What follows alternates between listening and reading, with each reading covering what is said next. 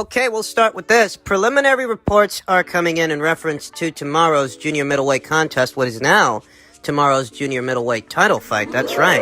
It appears that Sweden's Patricia Berghult, Switzerland's Olivia Belkacem will be fighting for what is now the vacant WBC title. Before, I believe this was billed as an interim title fight, a WBC interim title fight, whereas now... Not just for the full title. And I told you guys weeks ago that I didn't expect Claressa Shields' stay in the junior middleweight division to last all that long, in spite of her having gone undisputed there, the way she did at middleweight. I anticipated that she would return to 160 pounds and stay there. Because that's where the Savannah Marshall fight's supposed to happen. And that's what it's all about at this time for Claressa Shields, who very recently signed a deal with Boxer to fight on Sky Sports across the Atlantic Ocean over there in the United Kingdom. Essentially, whatever Claressa was going to do at 154 pounds, she's done it already, and she's done there. The alphabet titles are being redistributed. Very recently, Hennerankin picked up the vacant WBA title. Tomorrow, Patricia's going to be fighting for the vacant WBC title. And I like Patricia to win that fight. I like Patricia Berghult to, at minimum, win that fight on points. And later on, next month, Canada's Marie-Eve Dicaire is going to be boxing for the IBF title. I like Marie to win that fight. The landscape at 154 pounds, it is changing. Some familiar faces are entering back into world title contention, and some new faces are emerging, like Patricia Berghult. Patricia, who hasn't boxed since November of 2019. That's right, it's been 2 years since Patricia Berghult had a fight, but the saving grace here, what's working for her, is that she's a naturally bigger girl than Olivia Belkacem. Olivia Belkacem, who usually campaigns at or around welterweight. She was stopped a few years ago by legendary French puncher Sophie Anne Mathis. This is in 2011. Just about 10 years ago. Afterwards, she took an 8-year hiatus from the sport, returned in 2019. Gets back in the winner's bracket, gets 2 W's, but drops a decision to Ocean Diryu. That was in her very last fight in August of this year. Yeah, she's coming off a loss. That was a welterweight contest. This is a junior middleweight contest. So while Patricia Berghult hasn't been very active, Olivia Belkacem, she's going to be taking on a naturally bigger girl, and she's coming off a loss. I reiterate, I like Patricia Berghult for the fight. I think Patricia can win a points decision, in spite of the inactivity. Patricia, who in her very last fight, about 2 years ago, beat Hennerankin, the current reigning WBA junior middleweight champion, a victory that's aging well. The question now is, with 3 of the 4 alphabet titles in this division having been redistributed, what will become of the WBO's junior middleweight title? What's going to happen with that? Who's going to end up being this division's WBO champion? Find out. In other news, CompuBox's Dan Canobio seems to be at odds with the WBA's 4-man tournament at welterweight. He says the WBA belt consolidation had to happen, but the direct result of it is Yordenis Ugas having to fight not 1, but 2 mandatories after defeating Manny Pacquiao, when we all know he should be getting Spence next in a unification bout. He should? It's lunacy. I take it Dan wants to see Ugas versus Spence more than Crawford versus Spence. Because I don't see him expressing any enthusiasm over that fight. I don't see him harping about that right now. Both Terrence Crawford and Errol Spence Jr., they're free, and the fight fans have been waiting for that fight for 4 years now, but it's Ugas he's worried about. He added, let Stanionis and Butaev fight next. Let Ugas maximize what's left of his prime and secure a well-earned payday. Use some damn discretion, and that's what the WBA's doing. Whether or not Ugas has had a big payday is not their concern as a sanctioning body. It's not their problem. It sounds a lot like Dan wants them to act as some kind of a promoter, and that's what got them in hot water in the first place, being a little bit too involved. In fact, I'm sure that every fucking outfit out there has a version of the WBA title. That's essentially why the Alphabet Commission ordered them to scale back those secondary titles, those baby belts, and that's what they're doing with this order. That's a part of it. For 2 years, Manny Pacquiao held the WBA title in the welterweight division, having not satisfied a mandatory any of those subsequent 2 years. Ugas gets elevated to champion, and he adopts that responsibility. He successfully defended the belt against Manny Pacquiao, the then champion en recess, attempting to become the full champion once again, but that was a voluntary title defense, not a mandatory title defense. He gets ordered to participate in this four-man tournament, and a day after the order comes down, he files a petition for an exemption so he can unify with Spence. But he was a day late and $1 short. In that way, it's a cut and dry matter. You're too late. I find myself questioning the motives of all these bleeding hearts arguing on Yordenis Ugas' behalf for having to participate in this four-man tournament, when essentially what that does is clear the way for Crawford versus Spence. You should be happy. I thought it would be welcome news to the boxing community. I thought that would be welcome news to the fight fans, that the way is now clear for Crawford, Errol Spence Jr. to have their long-awaited showdown, a showdown that's been about 4 years in the making. For the last 4 years, I know I haven't been clamoring for Spence to fight Yordenis Ugas, of all people. The fight I was waiting for was the Crawford fight. What, you guys weren't? I mean, I guess not.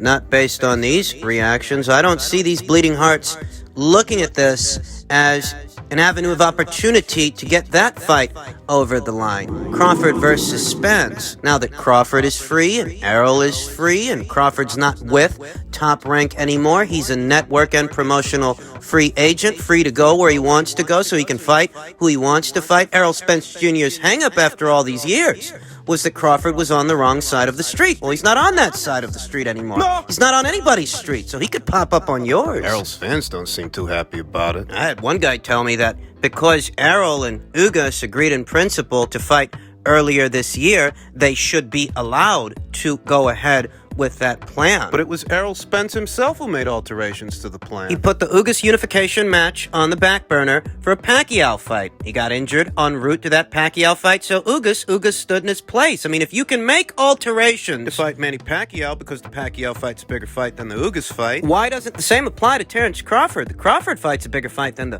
Ugas fight. It's a more long-awaited, long-anticipated fight than that fight is. You'll likely do with Yordenis Ugas, which it did last year with Danny Gersha. And those numbers weren't nothing to write home about. And neither were Terrence's numbers, but between you and Terrence, you could do good business. The way I see it, all these guys you see arguing on Yordenis Ugas' behalf, it's not really him they have in mind.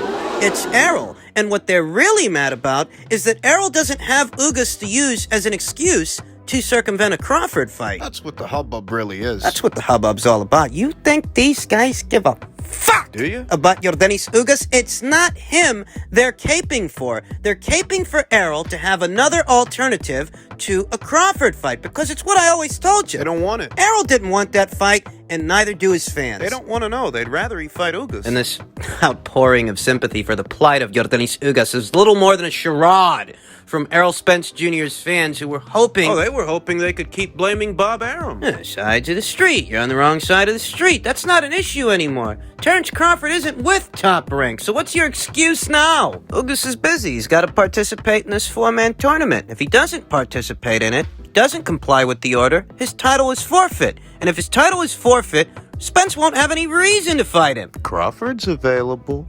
In other news, I'm sure most of you have heard by now, Makabu versus Mchunu rematch on January 29th. King says Canelo will be ringside. Mexican superstar Canelo Alvarez will be a very interested observer because Hall of Fame promoter Don King has announced the details for the world title rematch between WBC Cruiserweight champion Lunga Makabu and the number one challenger, WBC Silver champion, the Biso Mchunu. King plans to stage the fight in his home state of Ohio on Saturday, January 29th. The card will take place at the W.D. Packard Music Hall in Warren, Ohio. So they negotiated a fight after news broke Makabu would be fighting Canelo. Apparently they have. And this will be a sequel, a rematch to Makabu and Mchunu's initial meeting in 2015. Makabu won by way of an 11th round knockout. But that was 6 years ago. A lot has happened since then, and it's conceivable that the Bisu Mchunu has picked up a few tricks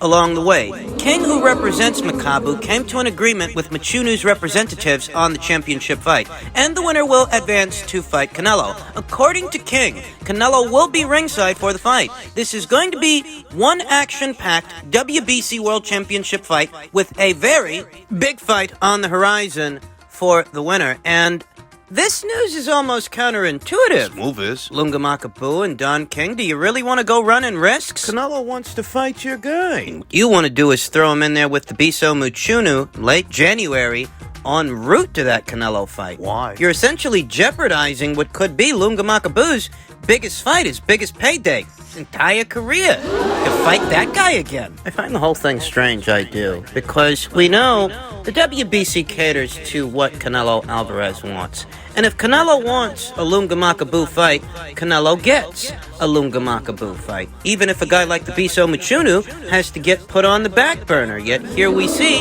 Don King has gone as far as... They need help make the fight. Even more interesting, per a tweet from Michael Benson, Canelo Alvarez's trainer and manager, Eddie Reynoso, has said they will try to do a step-aside deal with Lunga Makabu's mandatory, the Biso Mchunu, so Canelo versus Makabu is in May. If we can negotiate that, we'll move ahead. If not, there are other options. Now, the schedules for these fights, they don't actually conflict with one another. They don't. They're talking about Makabu versus Mchunu 2 going down in late January. Several months later, in May, Makabu, should he win that fight, he'd go into that Canelo Alvarez fight. In May, there's enough time there to do both, yet Eddie Reynoso is talking about getting his mandatory to step aside. Makabu's mandatory. And I'll tell you something, the whole fucking situation is strange. Think about it. Makabu versus Alvarez was announced at the WBC's annual convention, along with several other mandates involving several other mandatories. And what I figured was that Canelo Alvarez was using his special privileges as the inaugural franchise champion to move up in weight and challenge a WBC champion of his choosing. I figured that Canelo Alvarez can bypass whatever mandatories are up there lying in wait because he can act as a mandatory to Lunga Makabu. At least that's what I thought was going on. Makabu versus Mchunu 2 wasn't announced at the WBC's convention. Makabu versus Alvarez was. Why the fuck are we hearing about this now? Why are we hearing about it, the Bisu Mchunu fight?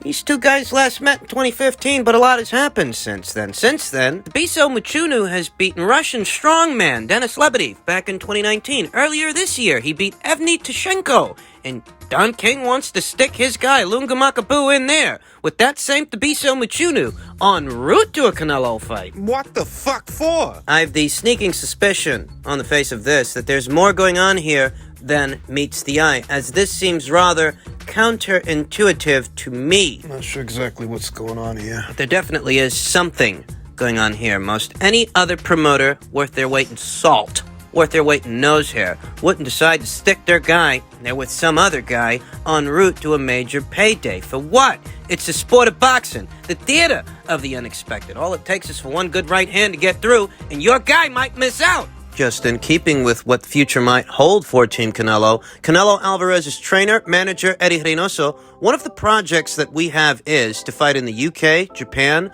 China, Dubai. That's what we want to do next in the career of Canelo. Fight around the world, giving meaning to the phrase world champion. Taking those world championship skills on the road. I tell you guys all the time, there's a lot of money to be made in the foreign market. Canelo Alvarez is aware of that. When I think about that and what kind of allies it would take to... What kind of partners in crime? What kind of people would you need around you to undertake this kind of an endeavor? Certainly someone that has access to a global platform. A global platform like DAZN that caters to 200 plus countries, 200 plus territories around the world. You're not going to get far with a local outfit like the PBC, platform like Showtime. Eddie Reynoso said they're going to try to pay Lunga Makabu's mandatory to step aside, but if they can't do that, they got other options. And that's the truth. Canelo Alvarez has no shortage of options. So I think about David, what Eddie said, Benavidez, and how they view him. David Benavidez is a good fighter, but for me, he has not achieved what people think. My respects to him, but how many champions has he beaten? How many defenses has he made?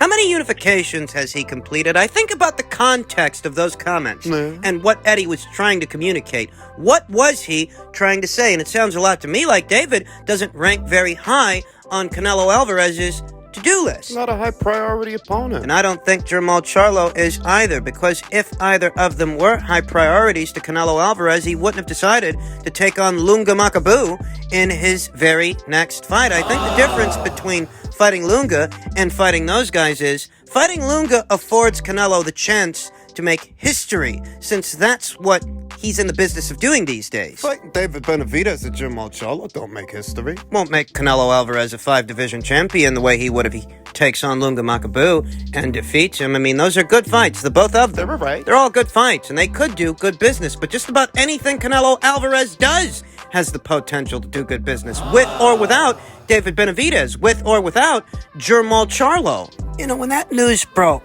that Canelo Alvarez means to move up the cruiserweight and become a 5-division champion, make history up there for Mexican boxing and Mexican boxers, what I thought to myself was, this guy, he just made out like a bandit. He got the PBC to guarantee him $40 million up front, no strings attached, no multi-fight, multi-year agreement, so that he can skate immediately after winning that last brass ring, Caleb Plant's red belt. Take the money and run. I mean, the feeling was, leading up to that fight, that beyond it, Canelo Alvarez might see himself fighting a Jermall Charlo. Maybe he fights a David Benavidez. I even saw some people throwing around the name of Anthony A Durrell. lot of people thought he'd fight a PBC fighter in his next fight. I did too. Till we were all blindsided with news that Canelo Alvarez wants to become a 5-division champion, that he means to move up to cruiserweight and take on Lunga Makabu for the WBC title. So I look at Eddie Reynoso's comments about David Benavidez. I look at Eddie's comments about what Canelo Alvarez means to do, the global market for his immediate future, this phase of his career, fights in Dubai, Japan, the United Kingdom. And I think to myself, the PBC, Ain't it? they're not the outfit to go with if that's what you want to do. They don't cater to a global market. They don't have a broadcast partner out there in the foreign market, over there in the United Kingdom, Dubai, or Japan. They don't do business on that scale. Whatever happened to that landmark deal they reached with ITV over there in the United Kingdom well over a year ago? I think it was 2, maybe 3. Seems like that fizzled out as soon as that news was announced. Didn't fucking go anywhere. They just ain't the outfit you want to go with if you want to go global. I'm not going to completely rule out the possibility that Canelo fights a PBC fighter at some point in the future, but by the looks of things and the sound of them, it sounds like they need a partner. They need a partner with a global platform. That partner could be Eddie Hearn and the DAZN platform that caters to foreign markets All around the world.